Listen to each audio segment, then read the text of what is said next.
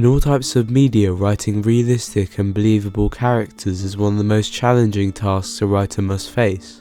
It's almost like emulating real people, their emotions, their fears, and their ideas. But how do you really write a believable character? For this, we can use Ernest Hemingway's iceberg theory. Even though it's usually used for stories, I believe it can also be used to create realistic characters. To begin, we need to create the entire iceberg. This means we have to ask ourselves, what truly defines our character? Could it be their beliefs, their possessions, or their personality? Although building a character from the ground up is difficult, it's what's next, choosing which parts of our character to show in our story, which is the toughest part to pull off. Creating this tip of the iceberg doesn't only mean choosing parts of our character which are relevant to the story, it also means choosing parts which indicate a certain depth underneath our character's skin, ensuring that they feel realistic and relatable to their core. Finally, we need to choose how we communicate the parts of our character that we want to show. This differs depending on which type of media we use. While forms of media which are not interactive, like books and films, cannot allow the viewer to take the decision to dig deeper and find out more information, interactive forms of media like video games absolutely can. This takes form in two mechanics a developer can use. The first mechanic is, of course, interactive dialogue. This allows the player to choose what they want to say to different characters. By using this, developers can give the player an interactive way of discovering that elusive depth, while fundamentally understanding the characters they are talking to. I haven't really scratched the surface of interactive dialogue, and that's because I'd like to focus on the second mechanic and the main subject of today's video. Environmental storytelling. It's when a developer uses objects in the environment to tell stories. Even though it sounds simple, it's a mechanic which has distinguished the professional storytellers from the amateurs, due to how difficult it is to get right. Environmental storytelling can be grouped into a high level and a low level. High level consists of creating an overarching atmosphere, while low level is communicating ideas or stories which are created by the layout of specific objects. The reason why it's so difficult to get right is because the storyteller has to consider not only what ideas they are communicating to the player and how they communicate those ideas, but also how subtle they are when using environmental storytelling. You don't want to make different traits of each character too obvious, but you also don't want to make them too obscure.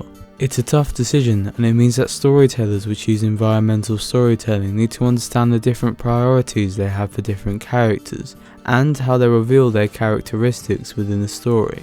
Along with all this, you have to make sure the environment is practical and meets with the demands of the level design. It's the act of having to consider all these factors which means that great environmental storytelling is just so rare, but I might have just stumbled across a gem. So, to really understand how great environmental storytelling can get, and how it can contribute massively to creating believable characters, let's talk about Tacoma. The year is 2088. Earth is in the midst of a second space age, pushing the boundaries and discovering new frontiers. But this time it isn't run by the government, it's the corporations who are behind this. In the world of Tacoma, the only currency is company loyalty. Erasing the two-way system of producer and consumer and replacing it with a one-way system where the people solely rely on the corporations to live. In this dystopian and corporatist world, it isn't the scientists, the artists, or even the gods who are remembered, it's the corporations and the corporations only who are immortalized. In Tacoma, you play as Amy Ferrier, who is tasked with boarding a lunar transfer station to retrieve data through 3 ports regarding the mysterious accident which happened on the ship 3 days before the events of the game occurred. Tacoma uses these 3 data ports to guide you through its 3 sections: personnel, biomedical and engineering. In the 3 sections on Tacoma's ship, there are dozens of holographic recordings. It's in these recordings where each character comes to life, due to the clever use of simple models and stellar voice acting. And it's in these recordings where Tacoma tells its main story, while also revealing the tip of the iceberg. And this leads us to what we've been building up to for the entire video. Tacoma's environmental storytelling is brilliant. Not because it's obvious, or grandiose, but because it's subtle, because it supplies your subconscious with ideas. But the main reason why Tacoma's environmental storytelling is brilliant is because you don't notice it. And you don't notice it because it makes sense, because it is consistent with the level design and the main story, while also maintaining a perfect balance between high and low environmental storytelling. And what I mean by you don't notice it is that it feels natural. You'll still create ideas of people based off the information Tacoma gives you.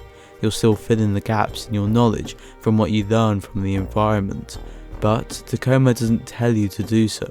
Instead, it encourages you by not only using techniques I've already mentioned, but by also using two others. Firstly, Tacoma intentionally creates questions within its main story which guide you towards the environmental storytelling, which, in turn, answers them. This is then helped by how every piece of information that the player obtains is linked.